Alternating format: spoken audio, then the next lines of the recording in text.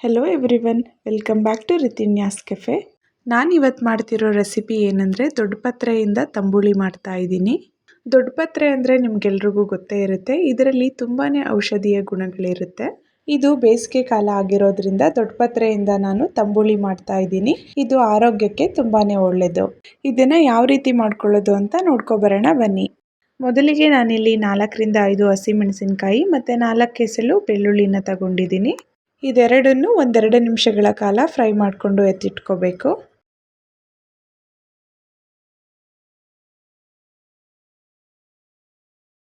ನೋಡಿ, ಇಷ್ಟು ಫ್ರೈ ಆದರೆ ಸಾಕು. ಇವಾಗ ಇದನ್ನು ಒಂದು ಬೌಲಲ್ಲಿ ಹಾಕಿಟ್ಕೋತಾ ಇದ್ದೀನಿ.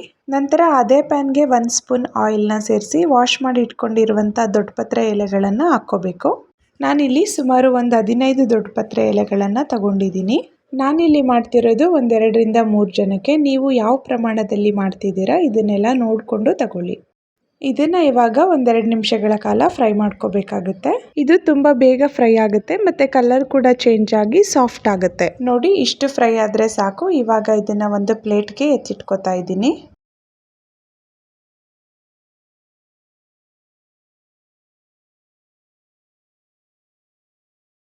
ನಂತರ ಒಂದು ಮಿಕ್ಸಿ ಜಾರ್ಗೆ ಫ್ರೈ ಮಾಡಿ ಇಟ್ಕೊಂಡಂಥ ಹಸಿಮೆಣಸಿನಕಾಯಿ ಮತ್ತು ಬೆಳ್ಳುಳ್ಳಿನ ಸೇರಿಸ್ಕೊಂಡು ಫ್ರೈ ಮಾಡಿ ಇಟ್ಕೊಂಡಂಥ ದೊಡ್ಡಪತ್ರೆ ಎಲೆಗಳನ್ನು ಸೇರಿಸ್ಕೋಬೇಕು. ನಂತರ ಸ್ವಲ್ಪ ಕೊತ್ತಂಬರಿ ಸೊಪ್ಪು ಮತ್ತು 1 ಸ್ಪೂನ್ ಕಡಲೆನ ತಗೊತಾ ಇದ್ದೀನಿ. ನಂತರ 1 ಸ್ಪೂನ್ ಜೀರಿಗೆನ ಹಾಕ್ಕೊಂಡು ಬೇಕಾಗುವಷ್ಟು ನೀರನ್ನು ಸೇರಿಸ್ಕೊಂಡು ಸಣ್ಣದಾಗಿ ರುಬ್ಬಿಟ್ಕೋಬೇಕು. ನೋಡಿ, ಈ ರೀತಿಯಾಗಿ ರುಬ್ಬಿಟ್ಕೋಬೇಕು. ಇವಾಗ ಇದಕ್ಕೊಂದು ಒಗ್ಗರಣೆ ಮಾಡ್ಕೋಬೇಕು. ಒಗ್ಗರಣೆ ಮಾಡ್ಕೊಳ್ಳೋದಕ್ಕೆ ಅದೇ ಪ್ಯಾನ್ಗೆ 2 ಸ್ಪೂನ್ ಆಯಿಲ್ನ ಸೇರಿಸಿ ಆಯಿಲ್ ಕಾದ ನಂತರ ಸಾಸಿವೆ ಮತ್ತು ಜೀರಿಗೆನ ಹಾಕ್ಕೋಬೇಕು. ಸಾಸಿವೆ ಸಿಡಿದ ನಂತರ 2 ಕಡ್ಡಿ ಕರಿಬೇವನ್ನ ಸೇರಿಸ್ಕೊಂಡು ಫ್ರೈ ಮಾಡ್ಕೋಬೇಕು. ಇವಾಗ ಒಗ್ಗರಣೆ ಆಗಿದೆ. ಸ್ವಲ್ಪ ಅರಿಶಿನ ಸೇರಿಸ್ಕೊಂಡು ರುಬ್ಬಿಟ್ಕೊಂಡಿದ್ದಂಥ ಖಾರನ ಸೇರಿಸ್ಕೋಬೇಕು.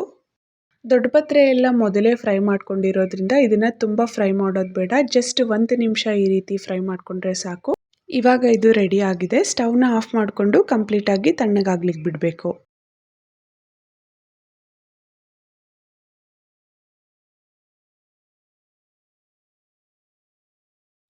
ನಂತರ ನಾನಿಲ್ಲಿ ಒಂದು ಬೌಲ್ಗೆ ಮೊಸರನ್ನ ಹಾಕೋತಾ ಇದ್ದೀನಿ. ನಾನಿಲ್ಲಿ 1/4 ಲೀಟ್ರಿಗಿಂತ ಸ್ವಲ್ಪ ಜಾಸ್ತಿ ತಗೊಂಡಿದ್ದೀನಿ. ಮೊಸರಲ್ಲಿ ಲಂಪ್ಸ್ ಇಲ್ಲದೆ ಇರೋ ಥರ ನೀಟಾಗಿ ಬೀಟ್ ಮಾಡ್ಕೋಬೇಕು. ನೋಡಿ, ಮೊಸರು ಈ ರೀತಿಯಾಗಿ ಕ್ರೀಮಿಯಾಗಿರಬೇಕು. ನಂತರ ಒಗ್ಗರಣೆ ಮಾಡ್ಕೊಂಡಿದ್ದಂಥ ಖಾರನ ಇವಾಗ ಮೊಸರಿಗೆ ಸೇರಿಸ್ಕೋಬೇಕು.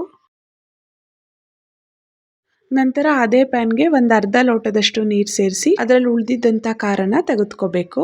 ಈ ತಂಬುಳಿಗೆ ತುಂಬ ನೀರು ಸೇರಿಸಬಾರ್ದು, ಗಟ್ಟಿಯಾಗಿದ್ರೇ ತಿನ್ನೋದಕ್ಕೆ ಚೆನ್ನಾಗಿರುತ್ತೆ. ನಂತರ ಸಣ್ಣದಾಗಿ ಕಟ್ ಮಾಡಿ ಇಟ್ಕೊಂಡಿರುವಂಥ ಈರುಳ್ಳಿನ ಸೇರಿಸ್ಕೋತಾ ಇದ್ದೀನಿ. ಮತ್ತು ರುಚಿಗೆ ತಕ್ಕಷ್ಟು ಉಪ್ಪು ಸೇರಿಸ್ಕೋಬೇಕು. ಇಷ್ಟನ್ನು ನೀಟಾಗಿ ಹೊಂದ್ಕೊಳ್ಳೋ ಥರ ಮಿಕ್ಸ್ ಮಾಡ್ಕೋಬೇಕು. ಈ ಬೇಸಿಗೆ ಕಾಲಕ್ಕೆ ತಂಬುಳಿಗಳು ಹೊಟ್ಟೆಗೆ ತಂಪಾಗಿರುತ್ತೆ, ತಿನ್ನೋದಕ್ಕೆ ಹಿತವಾಗಿರುತ್ತೆ. ಹಾಗಾಗಿ ಬೇಸಿಗೆ ಕಾಲದಲ್ಲಿ ವಿಧವಾದಂಥ ತಂಬುಳಿಗಳನ್ನು ಮಾಡ್ಕೊಂಡು ತಿಂದರೆ ಆರೋಗ್ಯಕ್ಕೆ ತುಂಬಾ ಒಳ್ಳೆಯದು. ಅದರಲ್ಲೂ ಈ ದೊಡ್ಡಪತ್ರೆ ತಂಬುಳಿ ಟೇಸ್ಟ್ ಅಂತೂ ತುಂಬಾ ಚೆನ್ನಾಗಿತ್ತು. ಮುದ್ದೆ ಜೊತೆಗಾಗಲಿ ರೈಸ್ ಜೊತೆಗಾಗಲಿ ಸೂಪರ್ ಕಾಂಬಿನೇಷನ್. ಈ ಸಮ್ಮರ್ಗಂತೂ ಪರ್ಫೆಕ್ಟ್ ಆಗಿರುವಂಥ ತಂಬುಳಿ ಇದು. ಒಂದ್ಸಲ ಇದನ್ನು ಟ್ರೈ ಮಾಡಿ ನೋಡಿ. ನೀವು ಕೂಡ ಸಮ್ಮರ್ ಸ್ಪೆಷಲ್ ರೆಸಿಪಿಗಳನ್ನು ಟ್ರೈ ಮಾಡಬೇಕಾ? ಹಾಗಾದರೆ ನನ್ನ ಚಾನಲ್ನ ಸಬ್ಸ್ಕ್ರೈಬ್ ಮಾಡಿಕೊಂಡು ಬೆಲ್ ಐಕನ್ನ ಪ್ರೆಸ್ ಮಾಡಿ. ನಾನು ಹಾಕೋ ನೆಕ್ಸ್ಟ್ ವಿಡಿಯೋ ನಿಮಗೆ ನೋಟಿಫಿಕೇಶನ್ ಆಗಿ ಬರುತ್ತೆ. ನೆಕ್ಸ್ಟ್ ವಿಡಿಯೋ ಸಮ್ಮರ್ ಸ್ಪೆಷಲ್ದೇ ಆಗಿರುತ್ತೆ. ಆದರೆ ಯಾವ ವಿಡಿಯೋ ಅಂತ ಗೆಸ್ ಮಾಡಿ. ಮತ್ತೆ ಸಿಗೋಣ ಮುಂದಿನ ವಿಡಿಯೋದಲ್ಲಿ. ಅಲ್ಲಿಯವರೆಗೂ take care of yourself. Thank you for watching.